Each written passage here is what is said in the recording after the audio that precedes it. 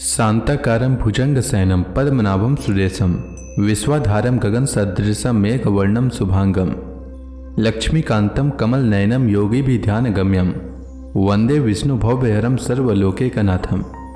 मंगलम भगवान विष्णु मंगलम गरुणध्वज मंगलम पुंडरीकाक्ष मंगलाय तनोहरि। ओम नमो भगवते वासुदेवाय। आज का दिन आप सभी के लिए मंगलमय हो। आज सावन महीने का 13वां दिन है।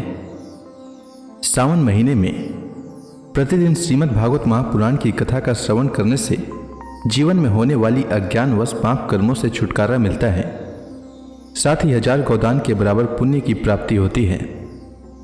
अब आइए सुनते हैं सावन मास कथा का 13वां अध्याय। श्री सुखदेव जी कहते हैं, परीक्षित, महामती अक्रूर जी भी वह रात मथुरापुरी में बिताकर प्रातःकाल होते ही रथ पर सवार हुए और नंद बाबा के गोकुल की ओर चल दिए। परम भाग्यवान अक्रूर जी व्रज की यात्रा करते समय मार्ग में कमल नयन भगवान श्री कृष्ण की परम प्रेममय भक्ति से परिपूर्ण हो गए। वे इस प्रकार सोचने लगे, मैंने ऐसा कौन सा शुभ कर्म किया है, ऐसी कौन सी श्रेष्ठ तपस्या की है, अथवा किसी सत्पात्र को ऐसा कौन सा महत्वपूर्ण दान दिया है जिसके फलस्वरूप आज मैं भगवान श्री कृष्ण के दर्शन करूंगा। मैं बड़ा विषयी हूं। ऐसी स्थिति में बड़े बड़े सात्विक पुरुष भी जिनके गुणों का ही गान करते रहते हैं, दर्शन नहीं कर पाते। उन भगवान के दर्शन मेरे लिए अत्यंत दुर्लभ है। अवश्य ही आज मेरे सारे अशुभ नष्ट हो गए। आज मेरा जन्म सफल हो गया, क्योंकि आज मैं भगवान के उन चरण कमलों में साक्षात नमस्कार करूंगा जो बड़े बड़े योगी के लिए भी केवल ध्यान के ही विषय हैं। अहो, कंस ने तो आज मेरे ऊपर बड़ी ही कृपा की है। उसी कंस के भेजने से मैं इस भूतल पर अवतीर्ण स्वयं भगवान के चरण कमलों के दर्शन पाऊंगा, जिनके नख मंडल की कांति का ध्यान करके पहले युगों के ऋषि महर्षि इस अज्ञान रूप अपार अंधकार राशि को पार कर चुके हैं। स्वयं वही भगवान तो अवतार ग्रहण करके प्रकट हुए हैं। ब्रह्मा, शंकर, इंद्र आदि बड़े बड़े देवता जिन चरण कमलों की उपासना करते रहते हैं, स्वयं भगवती लक्ष्मी एक क्षण के लिए भी जिनकी सेवा नहीं छोड़ती, प्रेमी भक्तों के साथ बड़े बड़े ज्ञानी भी जिनकी आराधना में संलग्न रहते हैं, भगवान के वही चरण कमल गौओं को चराने के लिए ग्वाल बालों के साथ वन वन में विचरते हैं। मैं अवश्य अवश्य उनका दर्शन करूंगा। भगवान विष्णु पृथ्वी का भार उतारने के लिए स्वेच्छा से मनुष्य की सी लीला कर रहे हैं। वे संपूर्ण लावण्य के धाम हैं, सौंदर्य की मूर्तिमान निधि है। आज मुझे उन्हीं का दर्शन होगा, अवश्य होगा। आज मुझे सहज में ही आंखों का फल मिल जाएगा। भगवान इस कार्य कारण रूप जगत के दृष्टा मात्र हैं, और ऐसा होने पर भी दृष्टापन का अहंकार उन्हें छू तक नहीं गया है। उनकी चिन्मय शक्ति से अज्ञान के कारण होने वाले भेद भ्रम अज्ञान सहित दूर से ही निरस्त रहता है।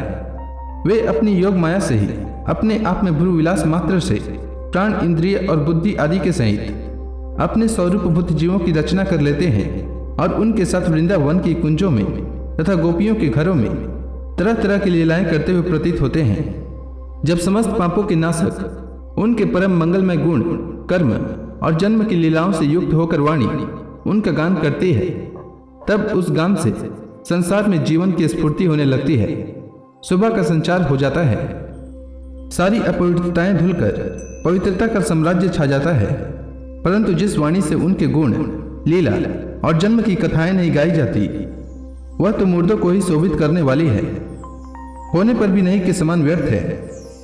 जिनके गुणगान का ही ऐसा महात्म्य है, वही भगवान स्वयं यदुवंश में अवतीर्ण हुए हैं। किस लिए? अपनी ही बनाई मर्यादा का पालन करने वाले श्रेष्ठ देवताओं का कल्याण करने के लिए। वही परम ऐश्वर्यशाली भगवान आज व्रज में निवास कर रहे हैं, और वही अपने यश का विस्तार कर रहे हैं। उनका यश कितना पवित्र है। अहो, देवता लोग भी उस संपूर्ण मंगल में यश का गान करते रहते हैं। इसमें संदेह नहीं कि आज मैं अवश्य ही उन्हें देखूंगा। वे बड़े बड़े संतों और लोकपालकों के भी एकमात्र आश्रय हैं, सबके परम गुरु हैं, और उनका रूप सौंदर्य तीनों लोगों के मन को मोह लेने वाला है। जो नेत्र वाले हैं उनके लिए वह आनंद और रस की चरम सीमा है। इसी से स्वयं लक्ष्मी जी भी, जो सौंदर्य की अतिश्वरी हैं, उन्हें पाने के लिए ललायित रहती हैं। हाँ, तो मैं उन्हें अवश्य देखूंगा, क्योंकि आज मेरा मंगल प्रभात है। आज मुझे प्रातः काल से ही अच्छे अच्छे सुकून दिख रहे हैं। जब मैं उन्हें देखूंगा तब सर्वश्रेष्ठ पुरुष बलराम तथा श्री कृष्ण के चरणों में नमस्कार करने के लिए तुरंत रथ से कूद पड़ूंगा, उनके चरण पकड़ लूंगा। ओह, उनके चरण कितने दुर्लभ हैं। बड़े बड़े योगी यति आत्म साक्षात्कार के लिए मन ही मन अपने हृदय में उनके चरणों की धारणा करते हैं, और मैं तो उन्हें प्रत्यक्ष पा जाऊंगा और उन पर लौट जाऊंगा। उन दोनों के साथ ही उनके वनवासी सखा एक एक ग्वाल बाल के चरणों की भी वंदना करूंगा। मेरे अहोभाग्य, जब मैं उनके चरण कमलों में गिर जाऊंगा तब क्या वे अपना कर कमल मेरे सिर पर रख देंगे।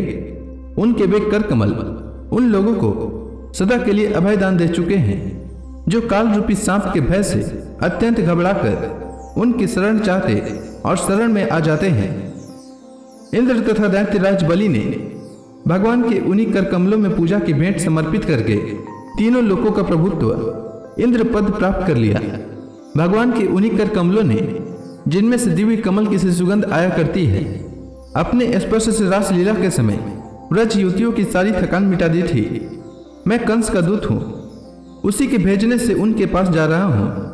कहीं वे मुझे अपना शत्रु तो न समझ बैठेंगे। राम राम, वे ऐसा कदापि नहीं समझ सकते, क्योंकि वे निर्विकार हैं, सम हैं, अच्युत हैं, सारे विश्व के साक्षी हैं, सर्वज्ञ हैं।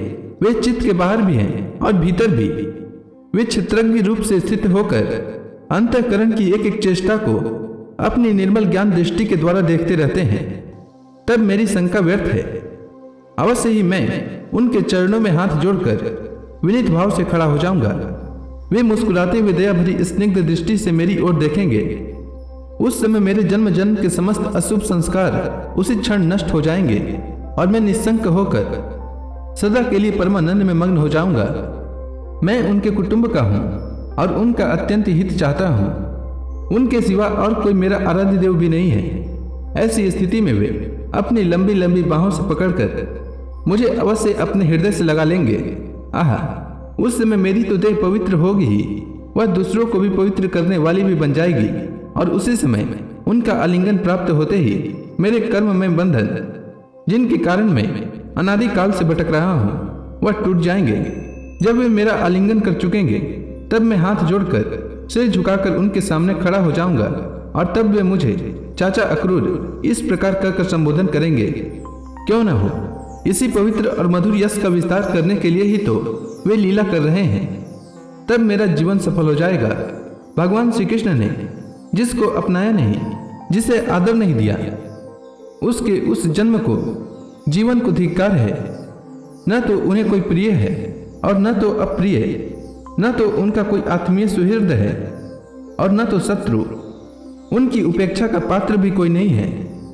फिर भी जैसे कल्प वृक्ष अपने निकट आकर याचना करने वालों को उनकी मुहमांगी वस्तु देता है, वैसे ही भगवान श्री कृष्ण भी जो उन्हें जिस प्रकार भजता है उसे उसी रूप में भजते हैं। वे अपने प्रेमी भक्तों से ही पूर्ण प्रेम करते हैं।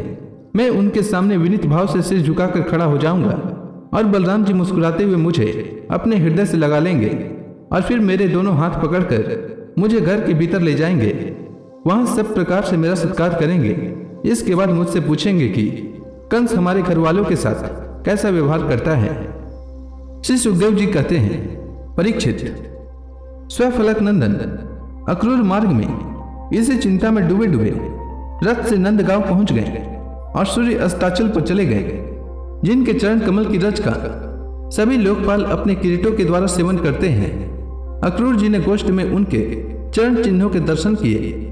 कमल, यव, अंकुश आदि असाधारण चिन्हों के द्वारा उनकी पहचान हो रही थी और उनसे पृथ्वी की शोभा बढ़ रही थी। उन चरण चिन्हों के दर्शन करते ही अक्रूर जी के हृदय में इतना आह्लाद हुआ कि वे अपने को संभाल न सके, विवल हो गए। प्रेम के आवेग से उनका रोम रोम खिल उठा, नेत्रों में आंसू भर आए और टप टप टपकने लगे। वे रथ से कूदकर उस धूलि में लौटने लगे और कहने लगे, अहो, यह हमारे प्रभु के चरणों की रज है। परीक्षित, कंस के संदेश से लेकर यहाँ तक अक्रूर जी के चित्त की जैसी अवस्था रही है, यही जीवों के देह धारण करने का परम लाभ है। इसीलिए जीव मात्र का यही परम कर्तव्य है कि दंभ, भय और शोक त्याग कर भगवान की मूर्ति, चिन्ह, लीला, स्थान तथा गुणों के दर्शन, श्रवण आदि के द्वारा ऐसा ही भाव संपादन करे। व्रज में पहुंचकर अक्रूर जी ने श्री कृष्ण और बलराम दोनों भाइयों को गाय दूने के स्थान में विराजमान देखा। श्याम सुंदर श्री कृष्ण पीतांबर धारण किए हुए थे और गौर सुंदर बलराम नीलांबर, उनके नेत्र शरतकालीन कमल के समान खिले हुए थे। उन्होंने अभी किशोर अवस्था में प्रवेश ही किया था। परीक्षित, अक्रूर ने देखा कि जगत के आदि कारण, जगत के परमपति पुरुषोत्तम ही संसार की रक्षा के लिए अपने संपूर्ण अंशों से बलराम जी और श्री कृष्ण के रूप में अवतीर्ण होकर अपनी अंग कांति से दिशाओं का अंधकार दूर कर रहे हैं। वे ऐसे भले मालूम होते थे जैसे सोने से मढ़े हुए मरकतमणि और चांदी के पर्वत जगमगा रहे हों। उन्हें देखते ही अक्रूर जी प्रेमावेग से अधीर होकर रथ से कूद पड़े और भगवान श्री कृष्ण तथा बलराम के चरणों के पास साष्टांग लौट गए। परीक्षित, भगवान के दर्शन से उन्हें इतना आह्लाद हुआ कि उनके नेत्र आंसू से सर्वदा भर गए। सारे शरीर में पुलकावली छा गई। उत्कंठावश गला भर आने के कारण वे अपना नाम भी न बतला सके। शरणागत वत्सल भगवान श्री कृष्ण उनके मन का भाव जान गए।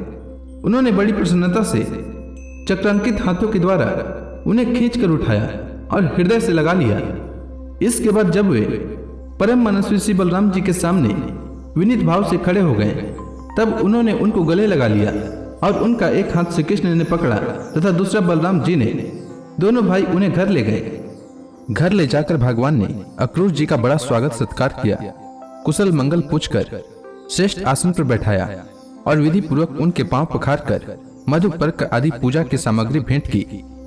इसके बाद भगवान ने अतिथि अक्रूर जी को एक गाय दी और पैर दबाकर उनकी थकावट दूर कर दी तथा बड़े आदर एवं श्रद्धा से उन्हें पवित्र और अनेक गुणों से युक्त अन्न का भोजन कराया। जब वे भोजन कर चुके, तब धर्म के परम मर्मज्ञ भगवान बलराम जी ने बड़े प्रेम से मुखवास और सुगंधित माला आदि देकर उन्हें अत्यंत आनंदित किया। इस प्रकार सत्कार हो चुकने पर नंद राय जी ने उनके पास आकर पूछा, अक्रूर जी, आप लोग निर्दयी कंस के जीते जी किस प्रकार अपने दिन काटते हैं? अरे, उसके रहते आप लोगों की वही दशा है जो कसाई द्वारा पाली हुई भेड़ों की होती है। अक्रूर जी ने नंद बाबा से पहले ही कुशल मंगल पूछ लिया था।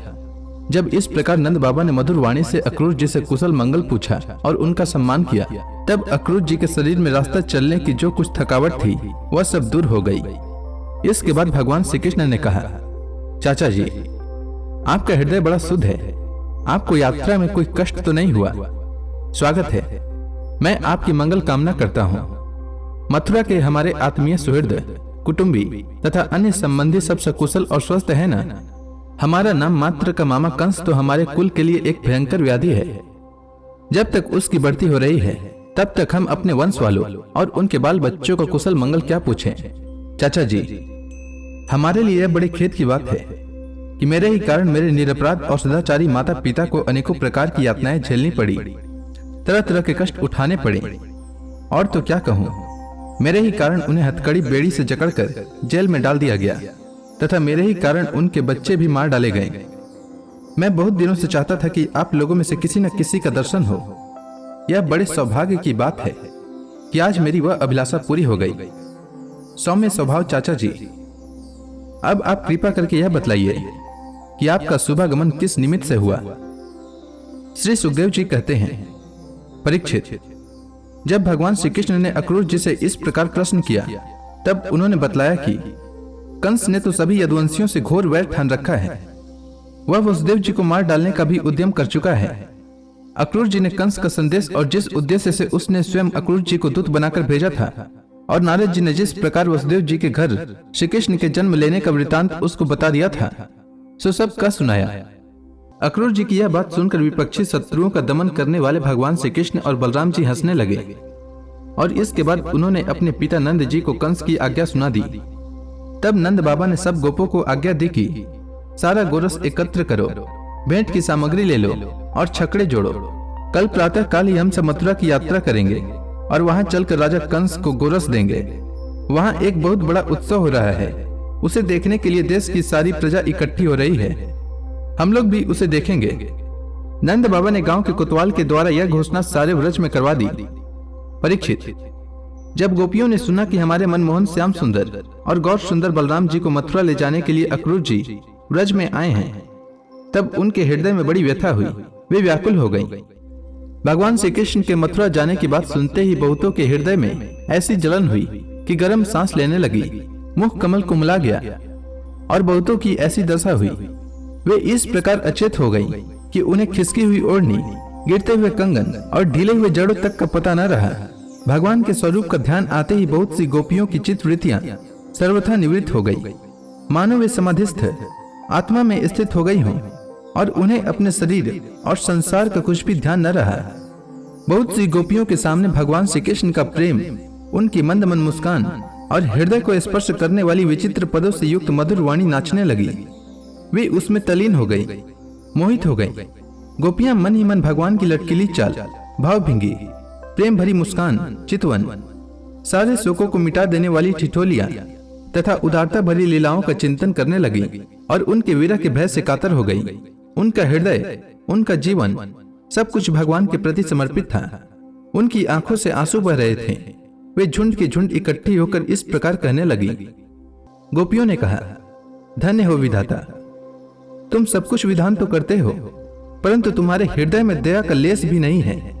पहले तो तुम सौहार्द और प्रेम से जगत के प्राणियों को एक दूसरे के साथ जोड़ देते हो, उन्हें आपस में एक कर देते हो, मिला देते हो, परंतु अभी उनकी आशा अभिलाषाएं पूरी भी नहीं हो पाती। वे तृप्त भी नहीं हो पाते कि तुम उन्हें व्यर्थ ही अलग अलग कर देते हो। सच है, तुम्हारे यह खिलवाड़ बच्चों के खेल की तरह व्यर्थ ही है। विधाता, तुमने एक बार तो हमें वह परम सुंदर मुख कमल दिखाया और अब उसे ही हमारे आंखों से ओझल कर रहे हो। सचमुच तुम्हारी यह करतूत बहुत ही अनुचित है। हम जानते हैं इसमें अक्रूर का दोष नहीं है, यह तो साफ तुम्हारी क्रूरता है। वास्तव में तुम ही अक्रूर के नाम से यहाँ आए हो और अपनी ही दी हुई आंखें तुम हमसे मूर्ख की भांति छीन रहे हो। इनके द्वारा हम श्याम सुंदर के एक एक अंग में तुम्हारी सृष्टि का संपूर्ण सौंदर्य निहारती रहती थी। विधाता, तुम्हें ऐसा नहीं करना चाहिए। आज की रात का प्रातःकाल मथुरा की स्त्रियों के लिए निश्चय ही बड़ा मंगलमय होगा। आज उनकी बहुत दिनों की अभिलाषाएं अवश्य ही पूरी हो जाएंगी। जब हमारे व्रजराज श्याम सुंदर अपनी तिरछी चितवन और मंद मंद मुस्कान से युक्त मुखार विंद का मादक मधु वितरण करते हुए मथुरापुरी में प्रवेश करेंगे, तब वे उसका पान करके धन्य धन्य हो जाएंगी। देखो सखी, यह अक्रूर कितना निष्ठुर, कितना हृदयहीन है। इधर तो हम गोपियां इतनी दुखित हो रही हैं और यह हमारे परम प्रियतम नंद दुलारे श्याम सुंदर को हमारी आंखों से ओझल करके बहुत दूर ले जाना चाहता है और दो बात कहकर हमें धीरज भी नहीं बंधाता, आश्वासन भी नहीं देता। सचमुच ऐसे अत्यंत क्रूर पुरुष का अक्रूर नाम नहीं होना चाहिए था। सखी, हमारे ये श्याम सुंदर भी तो कम निठुर नहीं है। देखो देखो, वे भी रथ पर बैठ गए और मतवाले गोपगण छकड़ों द्वारा उनके साथ जाने के लिए कितनी जल्दी मचा रहे हैं। सचमुच ये मूर्ख हैं और हमारे बड़े बूढ़े, उन्होंने तो इन लोगों की जल्दीबाजी देखकर उपेक्षा कर दी है कि जाओ जो मन में आवे करो। अब हम क्या करें? आज विधाता सर्वदा हमारे प्रतिकूल चेष्टा कर रहा है। चलो हम स्वयं ही चलकर अपने प्राण प्यारे श्याम सुंदर को रोकेंगे। कुल के बड़े बूढ़े और बंधुजन हमारा क्या कर लेंगे? सखियों, जो प्रेम भरी मनोहर मुस्कान, रहस्य की मीठी मीठी बातें, विलासपूर्ण चितवन और बांसुरी बजाते हुए अपनी मंद मंद मुस्कान से देख देख कर हमारे हृदय को बेध डालते थे, उनके बिना भला हम कैसे जी सकेंगे? श्री सुखदेव जी कहते हैं, परीक्षित, गोपियां वाणी से तो इस प्रकार कह रही थी, परंतु उनका एक एक मनोभाव भगवान श्री कृष्ण का स्पर्श उनका आलिंगन कर रहा था। वे विरह की संभावना से अत्यंत व्याकुल हो गई और लज्जा छोड़कर हे गोविंद, हे दामोदर, हे माधव, इस प्रकार ऊंची आवाज से पुकार पुकार कर सुललित स्वर से रोने लगी। गोपियां इस प्रकार रो रही थीं।